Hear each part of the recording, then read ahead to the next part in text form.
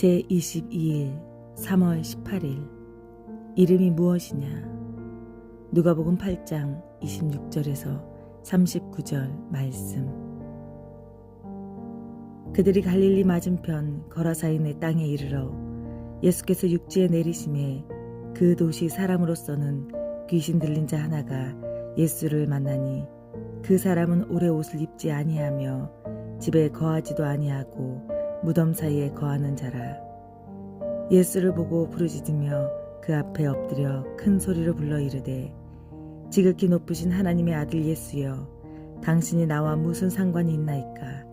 당신께 구하노니 나를 괴롭게 하지 마소서 하니, 이는 예수께서 이미 더러운 귀신을 명하사 그 사람에게서 나오라 하셨음이라. 귀신이 가끔 그 사람을 붙잡음으로 그를 쇠사슬과 고랑에 매어 지켰으되 그 맨 것을 끊고 귀신에게 몰려 광야로 나아갔더라.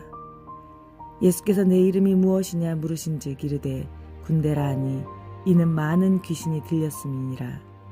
무저갱으로 들어가라 하지 마시기를 간구하더니 마침 그곳에 많은 돼지떼가 산에서 먹고 있는지라. 귀신들이 그 돼지에게로 들어가기를 허락하심을 간구하니 이에 허락하시니 귀신들이 그 사람에게서 나와 돼지에게로 들어가니라. 그때가 비탈로 내리다라 호수에 들어가 몰사하거늘 치던 자들이 그 이루어진 일을 보고도 도망하여 성내와 마을에 알리니 사람들이 그 이루어진 일을 보러 나와서 예수께 이르러 귀신 나간 사람이 옷을 입고 정신이 온전하여 예수의 발치에 앉아있는 것을 보고 두려워하거늘 귀신 들렸던 자가 어떻게 구원을 받았는지 본 자들이 그들에게 이르매 거라사인의 땅 근방 모든 백성이 크게 두려워하여 예수께 떠나가시기를 구하더라.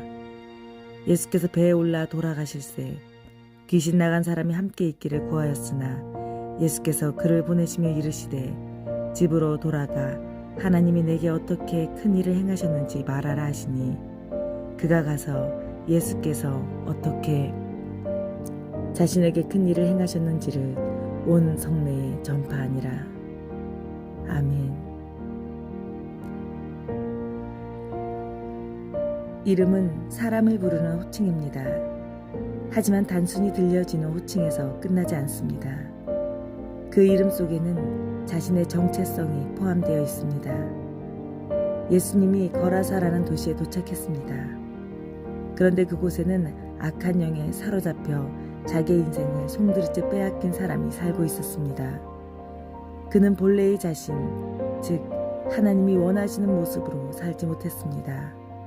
옷을 제대로 입지도 못했고 집에 거하기보다는 오히려 무덤 사이에서 지내는 것이 편했습니다.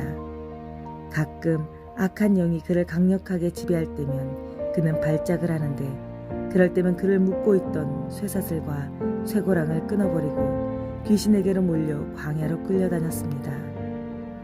예수님은 그를 사로잡고 있는 악한 영에게서 그 남자에게서 나오라고 명령하셨습니다. 그리고 묻습니다. 내 이름이 무엇이냐? 사실 그 남자의 본질은 군대라는 귀신이 아닙니다. 하지만 그는 군대라는 귀신에 사로잡혀 있었고 지배당하고 있었습니다. 그리고 군대 귀신에게 끌려다니는 삶을 살고 있었습니다. 그는 지금 자신의 상태를 말합니다. 군대인이다. 예수님은 그 사람을 불쌍히 여기셨고 그 속에 있는 악한 영을 쫓아내셨습니다. 그리고 그는 회복되었습니다. 자신을 되찾고 자신에게 주어진 삶을 살게 되었습니다. 오늘날 수많은 사람들은 자신의 정체성을 잃어버리고 살아갑니다. 내가 어떤 사람인지 모른 채 살아갑니다. 무엇을 위해 살아가는 사람인지 잊은 채 삶의 목적을 잊어버리며 살아갑니다. 어떤 이는 돈에 사로잡혀 살아갑니다. 돈이 목적이며 그 지배하에 살아갑니다. 그래서 집보다는 무덤 같은 죽음과 어두움이 있는 곳에서 숨어 살며 그것이 오히려 편하다는 착각 속에 빠져 살아가고 있습니다. 많은 젊은 세대들이 패배감에 사로잡혀 살아갑니다. 어떤 이들은 절망감에, 열등감에, 정욕에 사로잡혀 자신의 본질과 사명을 잃어버리고 살아갑니다. 오늘 세상 속에 살아가는 나에게 주님이 물으십니다. 너는 어떤 사람이냐? 넌 무엇을 위하여 사는 사람이냐? 도대체 너의 인생을 송두리째 지배하고 있는 것은 과연 무엇이냐? 함께 기도하시겠습니다. 주님, 하나님의 나라가 나와 내 가정, 이 민족에게 임하셔서 오직 하나님의 통치 안에서만 살아가게 하옵소서. 예수 그리스도 이름으로 기도드렸습니다.